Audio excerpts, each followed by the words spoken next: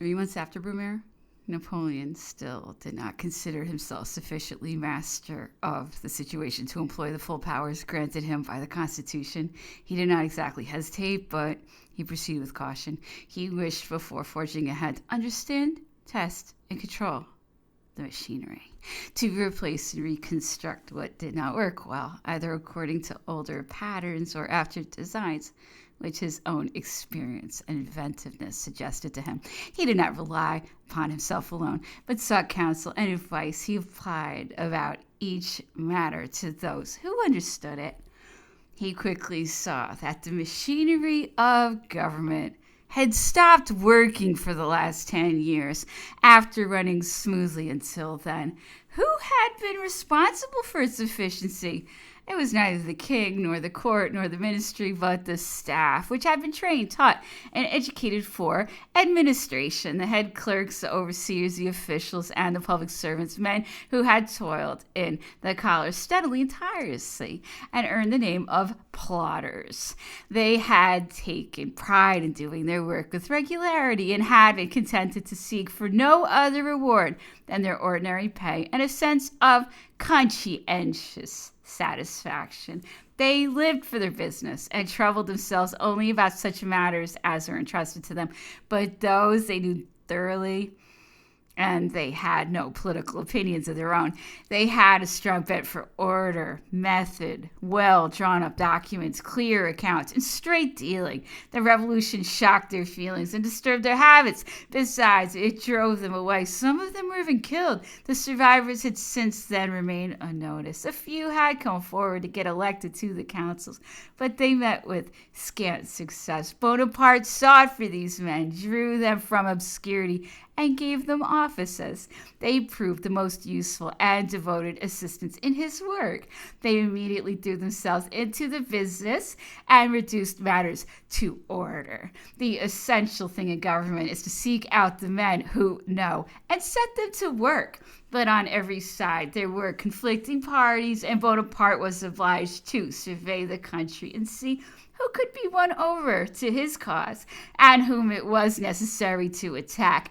There was no need to win over the Republicans. They had themselves drawn up the Constitution and stood by it, and him. He had only to get the utmost assistance out of each one of them by applying him to the work of which he was most capable. Even those who had at first been excluded from the councils for resisting the coup d'etat were, for the most part, employed.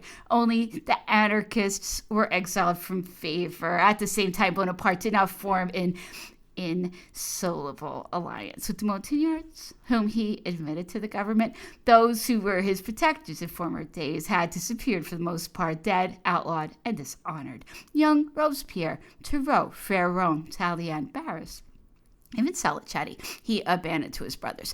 Against certain Corsican representatives, he showed dislike and even hostility, although they had proved themselves very useful to him before. And this was all the stranger because they had until then been most intimate with him. He availed himself of all the other members, but he bound himself to none. No one had any power over him or dared presume upon an old acquaintance, except Talleyrand and Fouché. They were exceptions and maintained an influence which no disclosures about them could shake. He knew that they were unfaithful, dishonest, and treacherous, yet he took no account of it.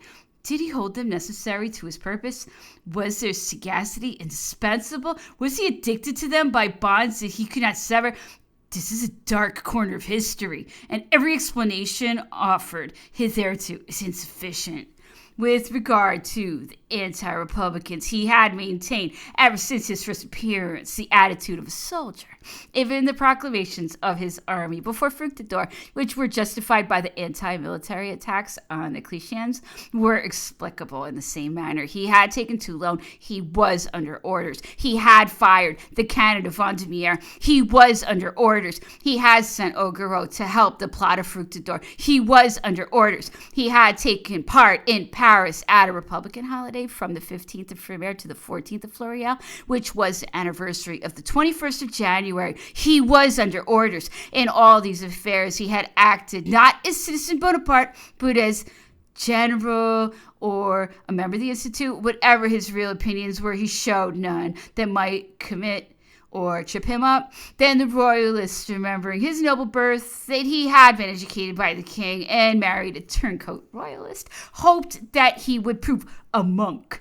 The Catholics, better informed, knowing his conduct in Italy and how he had treated the Pope and priesthood, expected a Constantine. With the latter, he determined to come to an immediate understanding if they could consent to be simply Catholics, and if the Church would cease to champion the throne. He did not fear religion, nor, for the present, did the framers of the new Constitution. Men of religion, cried Cabani, in whatever manner you adore the unknown power of nature or that omnipotent God whom you choose to suppose rules directly over human destinies, the freedom of your worship shall be preserved, and if your teachings help to foster a good and healthy morality in the heart, they shall be respected even by those who do not believe in them. Whoever desired the practice of the Catholic religion as a spiritual need and not as an instrument of civil strife would be won over sooner or later.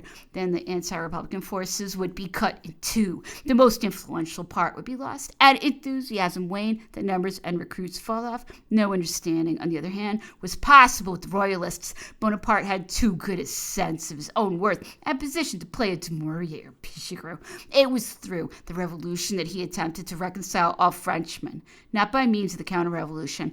None of the essential work done by that movement could be sacrificed.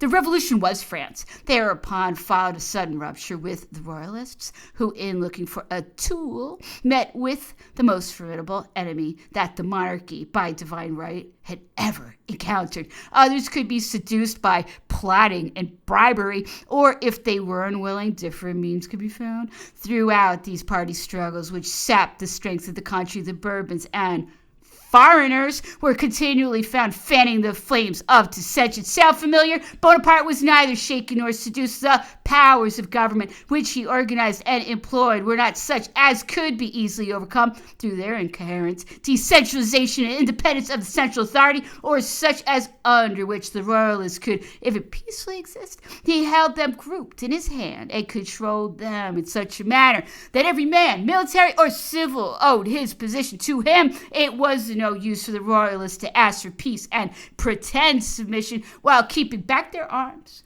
With him it was necessary to behave openly. Such trickeries were of no avail. He would answer them with a dozen bullets, which was brutal but effective. What then was to be done?